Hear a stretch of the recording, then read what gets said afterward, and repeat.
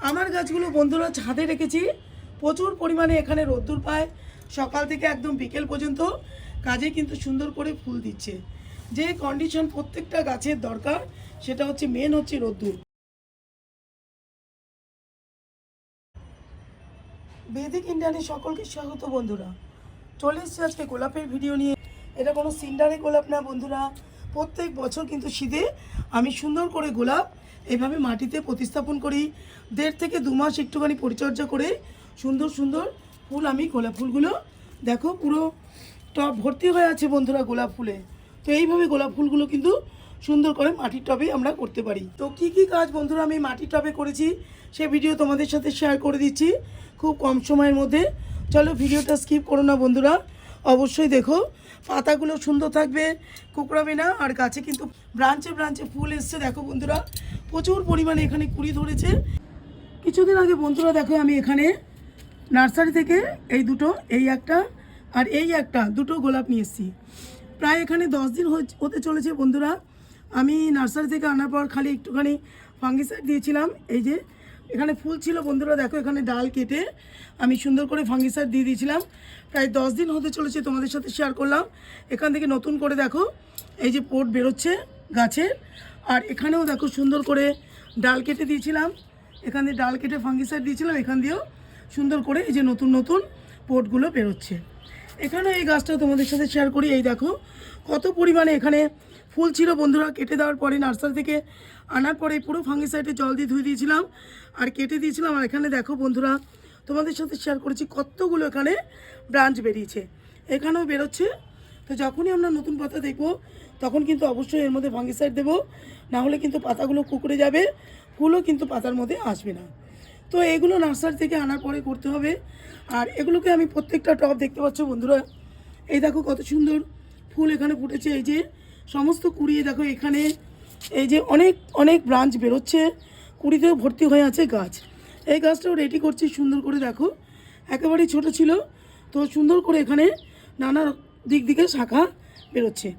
আর এগুলো তো প্রচুর পরিমাণে বন্ধুরা ফুলে ভর্তি হয়ে গেছে। তো বন্ধুরা সিন্ডার কিন্তু লাগে না, আমরা সুন্দর করে মাটিতেই গোলাপ গাছ করতে পারি। দেখো এখানে যে মাটিটা আমি রেখেছি এই যে এরকম দেবে মাটিটা। আর পটটাকে খুব সুন্দর করে রেডি করতে হবে। দেখো আমি যে খুঁড়ছি ভেতরটা বন্ধুরা দেখো একদম ভেজা রয়েছে। এই দেখো ঝুরঝুরে একটা মাটি তৈরি করেছি, এর মধ্যে রয়েছে কিছুটা বালি 20%-এর মতো, আর মাটি, আর রয়েছে ভার্মি কম্পোস্ট। এই 3টে জিনিস দিয়ে কিন্তু আমি মাটি রেডি করেছি। এই যে বন্ধুরা তোমাদের সাথে শেয়ার করে দিচ্ছি, দেখো এটা ট্রাইকোডার্মা ভিরিডি। প্রত্যেকটা গাছের টবের মাটি যখন আমি রেডি করি তো এই জিনিসটা কিন্তু অবশ্যই দিই। উপকারী যে ব্যাকটেরিয়াগুলো মাটির মধ্যে থাকে তৈরি করে এই পাউডারটা, খুব ভালো হয়। মাটির ব্যালেন্স নষ্ট করে না, মাটির একটা ব্যালেন্স থাকে, প্লাস অপকারী যে পদার্থগুলো এগুলোর মধ্যে থাকে সেই জিনিস কিন্তু ব্যাকটেরিয়াগুলোকে নষ্ট করে। প্রত্যেকটা গাছ আমার বাগানের এখানে রয়েছে, দেখো তোমাদের সাথে শেয়ার করছি। এই যে সমস্ত গাছ রয়েছে এখানে, তো সব গাছে যখন আমি মাটি রেডি করি একই মাটি আমি রেডি করি বন্ধুরা। তো দেখো আমার ছাদের মধ্যে গাছগুলো রয়েছে, প্রচুর পরিমাণে এখানে বন্ধুরা রোদ লাগছে গাছের মধ্যে। আর প্রায় 5-6 ঘন্টা রোদ কিন্তু অবশ্যই দিতে হবে। শীতের রোদের তাপ কিন্তু বেশি হয় না, ছাওয়াযুক্ত জায়গায় এই গাছ রাখলে কিন্তু একটা ফুলও বন্ধুরা ফুটবে না। তোমাদের তুলে দেখাচ্ছি ছোট্ট একটা গাছ, প্রায় 1.5 মাস আগে আমি এটা প্রতিস্থাপন করেছি, তাতে এত এত করে গোলাপ ফুল এই গাছের মধ্যে ফুটছে বন্ধুরা। তো এই মাটিটাকে আমি রেডি করে দিয়েছি। আর কিচ্ছু দিনই বন্ধুরা 1.5-2 মাস বাদে বন্ধুরা এই একটা সার দিয়েছি, যেটা মিক্স জৈব সার। প্রত্যেকটা গাছের জন্য কিন্তু এই সারটা অনেক উপকারী সার। এর মধ্যে সর্ষে খোল, বাদাম খোল, নিম খোল, হাড় গুঁড়ো, শিংকুচি, মাইক্রোনিউট্রিয়েন্টও এর মধ্যে রয়েছে, আর এপসাম সল্ট, সব কিছু মিশিয়ে আমি এই সারটাকে রেডি করে বন্ধুরা রেখে দিই। ঝুরঝুরে একটা সার দেখো, প্রায় 4-5 মাস ধরে সারটাকে আমি জলের ছড়া দিয়ে তৈরি করে নিই। তো এই সার এরকম 1 মুঠি করে এই প্রত্যেকটা গোলাপ গাছে 1.5 মাস অন্তর অন্তর একটু একটু করে বন্ধুরা আমি দিয়েছি। ঠিক এইভাবে তোমাদের যেরকম করে দেখালাম এইভাবে একটু একটু সার আমি এর মধ্যে দিয়ে দিয়েছি। আর দিয়েছি বন্ধুরা এই যে এই চামচের 1 চামচ মেপে নিমখোল। নিমখোল গাছে দিলে পিঁপড়ে, কেঁচো, কেন্ন, শামুক অনেক সময় বাসা বাঁধে। যদি অনেক সময় বেশি জল হয়ে যায় টবের মাটিতে তাহলে কিন্তু এগুলো আক্রান্ত হতে দেখা যায়। সেই জন্য নিমখোল কিন্তু আমাদের যেরকম আমরা মিক্সচার দিচ্ছি সেরকম এটাকে 10 দিন 15 দিন অন্তর অন্তর নিমখোল গাছের গোড়াতে অবশ্যই দিতে হবে। প্রত্যেকটা গাছের গোলাপ গাছের গোড়াতে আমি এইভাবে নিমখোল চারদিক থেকে ঘুরিয়ে দিয়ে দিই। মাঝে মাঝে দিলে খুব ভালো হবে, একদম পিঁপড়া এর মধ্যে ঘোরাফেরা করবে না, আর অন্যান্য যে অপকারী ব্যাকটেরিয়াও মাটিটাকে নষ্ট করে দেবে না। প্রত্যেকটা গোলাপ গাছে বন্ধুরা 7 দিন অন্তর অন্তর তোমরা বুঝে দেবে, পাতা যদি প্রচুর পরিমাণে দেখবে কুঁকড়ে যাচ্ছে, খারাপ হয়ে যাচ্ছে, স্পট দেখা দিচ্ছে। দেখো বন্ধুরা এখানে কত ফ্রেশ রয়েছে পাতাগুলো। কেন এখানে আমি সপ্তাহে 1 দিন করে কিন্তু অবশ্যই ফাঙ্গিসাইডটা ব্যবহার করি। ফাঙ্গিসাইড না দিলে পাতার মধ্যে দেখবে স্পট পড়ে যাবে আর পাতা কুঁকড়ে যাবে, আর নতুন করে যে কুঁড়ি আসছে এই কুঁড়ির সম্ভাবনা একেবারেই নষ্ট হয়ে যাবে। কাজে কি করতে হবে বন্ধুরা, সুন্দর করে যদি আমরা গোলাপ পেতে চাই, দেখো কত কুঁড়ি রয়েছে একটা গাছে, এটা 1.5 মাস আগে প্রতিস্থাপন করা গাছ, কত সুন্দর রয়েছে এখানে পাতাগুলো। অবশ্যই আমাদের ফাঙ্গিসাইড 1 লিটার জলে প্রায় 2 গ্রাম 2.5 গ্রামের মতো ফাঙ্গিসাইড নিয়ে নেবে। তো দিয়ে খুব ভালো করে এর মধ্যে কিন্তু গাছের পাতাতে সুন্দর করে স্প্রে করে দেবে।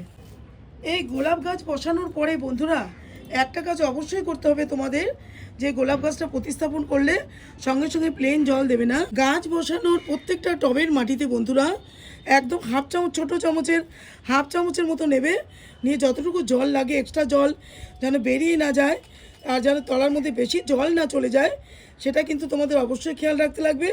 আর এই হিউমিক অ্যাসিড দিলে খুব সুন্দর করে কিন্তু গাছের শিকড় বাড়বে আর খুব বড় হবে তাড়াতাড়ি গাছটা।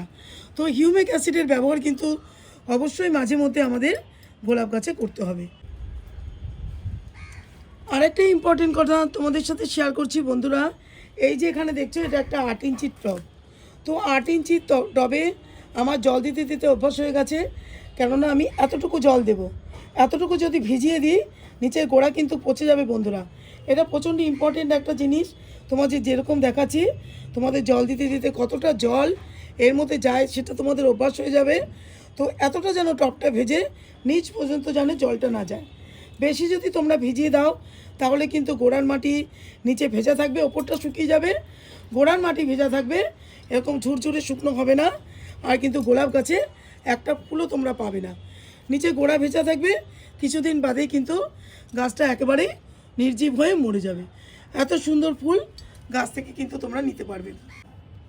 আমার গাছগুলো বন্ধুরা ছাদে রেখেছি, প্রচুর পরিমাণে এখানে রোদ্দুর পায়, সকাল থেকে একদম বিকেল পর্যন্ত কাজে কিন্তু সুন্দর করে ফুল দিচ্ছে। যে কন্ডিশন প্রত্যেকটা গাছের দরকার সেটা হচ্ছে মেন হচ্ছে রোদ্দুর। রোদ্দুর না হলে গাছে পাতাতে পোকা লেগে যাবে, ফাঙ্গাসে আক্রান্ত হবে, মাইটসে আক্রান্ত হবে, এত সুন্দর চকচকে পাতা তোমাদের কিন্তু করতে পারবে না। তো রোদ্দুর অবশ্যই দরকার, আর পরিমিত জল দেবে। গাছের মাটি দেখতে পাচ্ছ বন্ধুরা, কালকে আমি জল দিয়েছি, এই দেখো মাটি কিন্তু এরকম ওপরে দেখো শুকিয়ে গেছে, এই দেখো ভেতরে এই যে দিচ্ছি তোমাদের দেখাচ্ছি, এই দেখো কত সুন্দর একটা ঝুরঝুরে মাটি রয়েছে। তো এইরকম রাখার চেষ্টা করবে আর পরিমিত জল দেবে, তাহলেই সুন্দর করে তোমরা বাড়িতে গোলাপ গাছ করতে পারবে। সর্বশেষ যে পরিচর্যাটা বলছি, এই যে জিনিসটা দেখাচ্ছি তোমাদের প্ল্যান্ট বুস্টার, এই প্ল্যান্ট বুস্টার অনেক কোম্পানির পাওয়া যায়। তো আমি প্রত্যেকটা গাছে ব্যবহার করি, মাসে একবার করে 1 লিটার জল নিয়ে 2 ml মতো এটা নিয়ে নিয়ে প্রত্যেকটা গাছের মধ্যে এটা 1 লিটার জলটা স্প্রে করে দিই। এটা করলে কী হবে, প্রচুর পরিমাণে গাছের পাতা তৈরি হবে, ব্রাঞ্চ তৈরি হবে, গাছ খুব ভালো করে বুস্ট করবে। প্রত্যেকটা গাছে দেখো বন্ধুরা খেয়াল করে দেখতে পারবে পুরিতে ভর্তি হয়ে গেছে, আর খুব সুন্দর করে খুব তাড়াতাড়ি গাছকে বুস্টার করবে এই প্লান্ট বুস্টার। অতএব এটা যদি তোমরা ব্যবহার করতে পারো খুব ভালো হবে বন্ধুরা। তো এই ছিল আজকে আমার গোলাপের ভিডিও তোমাদের সাথে শেয়ার করা। তোমাদের যদি কিছু কাজে আসতে পারি তো আমার ভালো লাগবে। আর এতক্ষণ ধরে তোমরা ভিডিওটা দেখার জন্য বন্ধুরা তোমাদের অনেক অনেক ধন্যবাদ। সকলে তোমরা খুব ভালো থেকো, আবারও চলে আসবে এরকম একটা নতুন ভিডিও নিয়ে। ততক্ষণের জন্য রাখবো বন্ধুরা, টাটা। সকলে খুব খুব ভালো থেকো এই কামনাই করি ভগবানের কাছে।